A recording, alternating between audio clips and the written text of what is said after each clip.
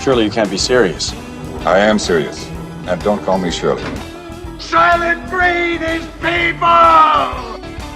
One morning, I shot an elephant in my pajamas. How he got in my pajamas, I don't know. They call me Mr. Tibbs. E.T. phone home.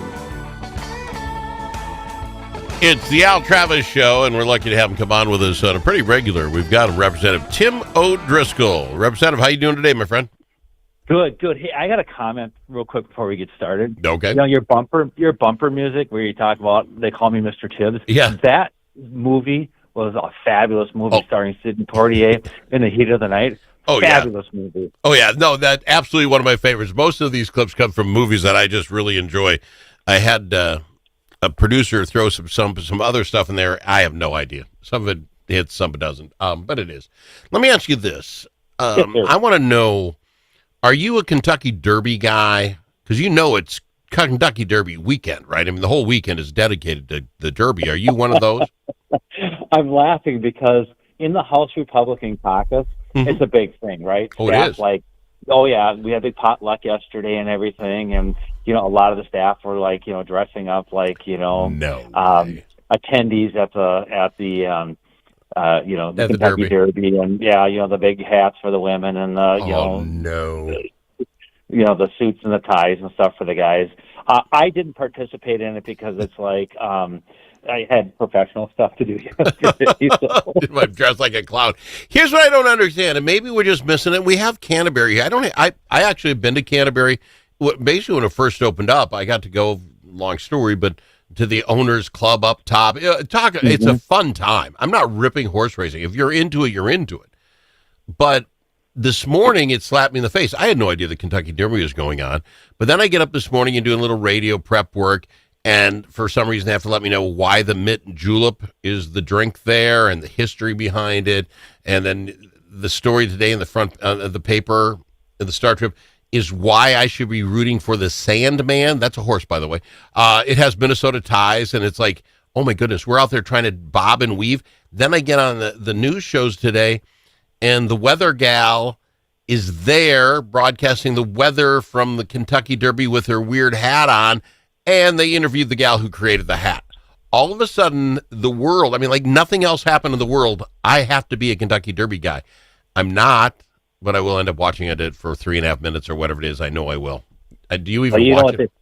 You know what they call that in the business? A slow news day. Yeah, absolutely. You think of all the things in the world, the weather gal showing you the gal who made her hat. It was anyway. So you're not into it. Fine. I'm glad actually. I'm glad you have a life. Now, I will tell you what, it is May, and I will tell you that I am going to be very much into the Indianapolis 500. Have been there, love it. It's a great experience. Go again. That's different, okay? That's the Indianapolis 500. That's different. Okay. And there's 3 of them this year. There's another couple that are coming up for horse racing. And I get it. Folks are into it. Go ahead. I just didn't know they're going to throw it in my face. Let's move on. Reading a story today on the, what do you call it? The Alan Boyce Olson's The Daily Agenda. Thank you. From Fox 9, they're saying there's an explosive fight over Minnesota's education funding that may threaten the chance of getting a final budget out of the legislature on time. It looks like there's some thawing, but anyway, there's no guarantees it's going to pass, even if it comes to the floor. The sticking point for this, sir, is a provision that would end unemployment for part-time school workers in 2028. What happened was 2 years ago, just you can clean it up for me, when they had the trifecta, they said, well, this doesn't make sense. School bus drivers, they don't work in the summertime. The custodians, the paras. Lunch ladies. Yeah, the lunch ladies. So they should be able to file for unemployment. And the school people said, hey, you're going to crush us. What are you talking about, unemployment? It's a seasonal job. They got it passed, but evidently the Republicans are sticking firm on it. Where are we on that? I mean, once you give something away, it's hard to take back. Yeah, on both sides, right? Yep. Once you put that benefit in place, and then it's hard to take it back. Once you get it in the bill that you're going to take it back, it's hard to get it out of the bill too. And you know, let's be honest, right? Mm-hmm. Both you and I have friends and family that have been involved in education, and gosh, we're product of the education system, right? So we've got some familiarity with there.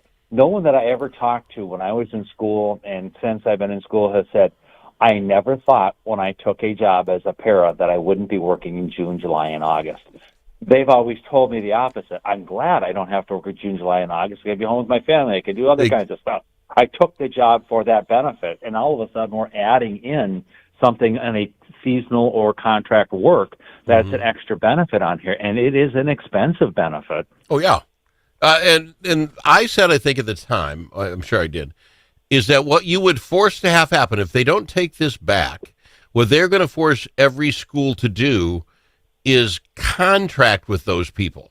What I mean, like a teacher, right? Because right now, I guess you could say a teacher could take a contract for 9 months, get unemployment for the other 3, get the same salary, just mush it together. Right now, teachers can take that on a yearly, right? Take whatever you're paying me, divide it by 12, and send me a check. They'll force paras to do the same thing. They'll force bus drivers. You can be a bus driver. You're going to get paid for 12 months. You want it 9 months or 12. I don't care, but you're going to be, quote unquote, hired here for the summer. Well, what's different with the teachers is they actually have a contract for a certain number of days, right? Sure. 185 days, right? Yeah. And some of those contracts get done to how many are in-service days and how many are student contact days. So it's really hard to say, well, teachers should get that unemployment in a June, July, August environment because I don't know that it necessarily, I mean, state law governs this as to when school could be. Theoretically, you could say, well, schools in our district is going to go from, the middle of February until the middle of November, and we're going to have, whatever that other time off is, right? Yep. But it's just practically not going to work that way. What you will see is with these collective bargaining agreements, schools will now say you're going to be contracted for X number of days, and that's how those contracts are going to be written to try to get around this unemployment.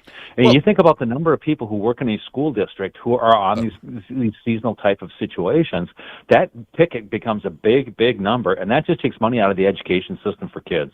Yeah, the other option is, and this is schools can play really hardball.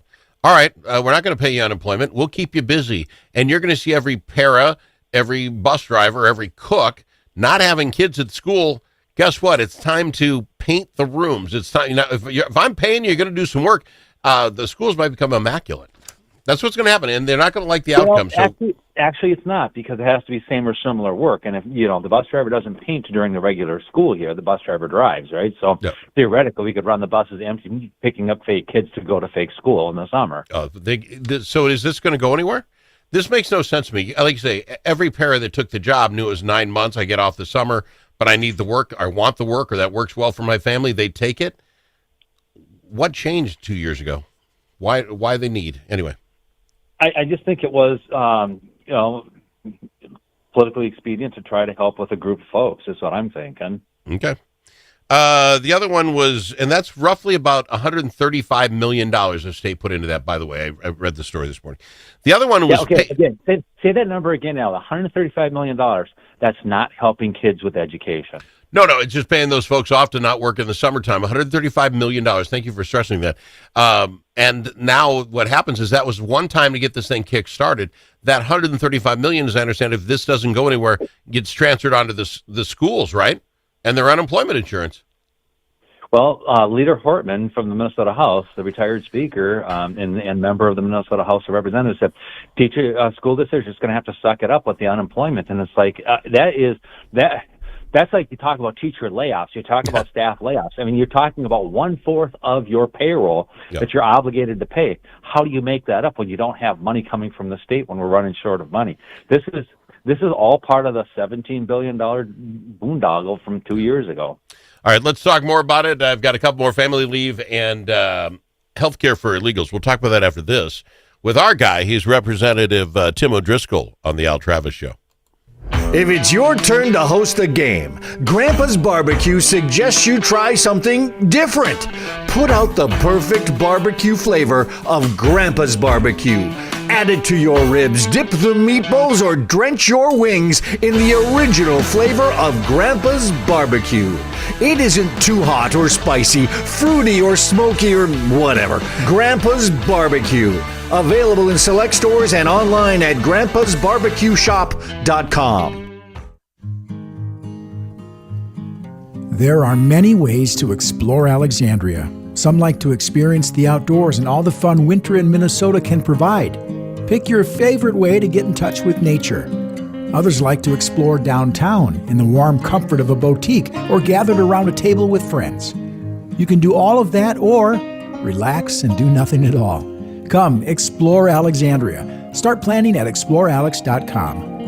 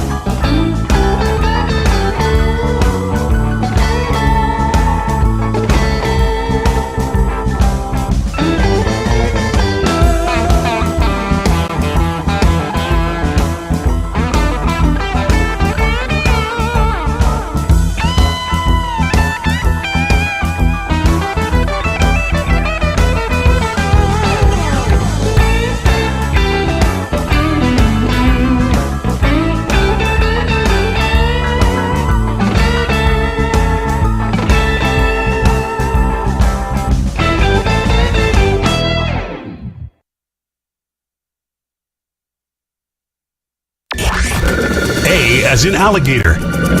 L also in alligator. But it's not alligator. It's the Al Travis Show. And we've got Representative Tim O'Driscoll in talking about some of the sticking points. You guys have, it's 2 weeks left. I mean, maybe 2 weeks and a day, sir, to get this budget done. Do you have any feeling this is going to get done on time? You know what? I have been parroting this phrase for about the last month. No summer school. No summer school. There is a way that we can get this done, but to be honest with you, the first thing we need to do is we need to get what are called joint targets. We need to get the numbers that the governor and the House and the Senate are going to agree to. It's great that we're passing bills and getting them off the House and the Senate floor, but those are the individual House and Senate numbers. And you can't enact a law on different sets of numbers and spending. You got to get common agreement on those. And we can still have the big fights on the education bill and the other kinds of things, but until we have the joint targets, and can start working on where I'm at in the commerce world or environment or, other kinds of things, pensions, whatever the area happens to be, that's where we got a problem. If we don't have a number we can negotiate to until late, that makes it hard. All right, let me ask you this, sir, because maybe I'm just Mr. Negatron, or maybe I am. So they have the trifecta. They have $17 billion. They spent it all, raise your taxes by 10. They had the right. Minnesotans voted them, that you got what you paid for. One of the things that they got through, they just told themselves they could do, was give health care to illegal immigrants in Minnesota. This is also combined with if you make less than $80,000, you're illegally here, your kids can go to college in Minnesota for free. Okay, you get what you paid for. Health care for illegal immigrants. So they said they thought there'd be about 5,000 people sign up for that. Within the first 3 months, it's 17,000 people. How do you balance something if you just have an open checkbook? And now you're looking at a $6 billion deficit in 4 years. This is the last thing put in. Would this not be the first thing to take off the plate? If we don't have enough money to do what we got to do now, schools are hurting and all the rest, are we really going to pay for illegal immigrants to go to college and have free health care when the rest of us are paying for ours? First of all, let's both you and I agree. This country needs legal immigration, and we're happy to bring people through the front door, not the back door, Absolutely. or climbing over the fence. Right? Yep. We are a nation of immigrants. We welcome that. That's our secret weapon. Right? Yep. Worldwide, that is our secret weapon. But again, come through the front door, not over the fence or around the back door. So, having said that, I was in a meeting yesterday with the governor, and we were talking about the reinsurance program, which is everybody who doesn't have like Medicare or Medicaid or insurance from work. So it's pretty much the individual market. But we have worked to try to stabilize that for about 10 years now since Obamacare has come in, because it's just everybody gets put in there, and it's the high risk pool. Yep. It's time for us to look at renewing that, and we were talking to the governor about just in passing about the illegal immigrants getting this, and he is like, well, we're going to all have to get insurance, and we're not about to give up that program. We're going to have to make twists and tweaks to other programs so that everybody can get insurance. And it's like, Governor, we don't have the money to do that right now, and you've got folks who are actually paying for insurance in the private market. We're just trying to buy down their premiums so that they're not sky high because somebody ended up getting laid off and doesn't have insurance, or is an entrepreneur and got something they're working on their garage to be the next Apple or Microsoft or whatever the case may be. Right? Yep. We're feeding that innovativeness in our system.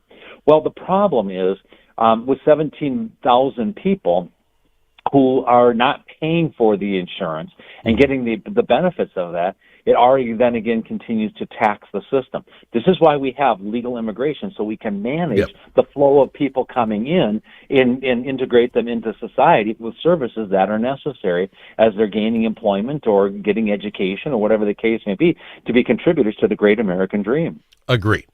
One other point, but this is my point. So they think 5,000 will sign up, 17,000 sign up. Paid family leave is coming up. The story they say is Senator Nick Frentz, friend of the program, DFLer.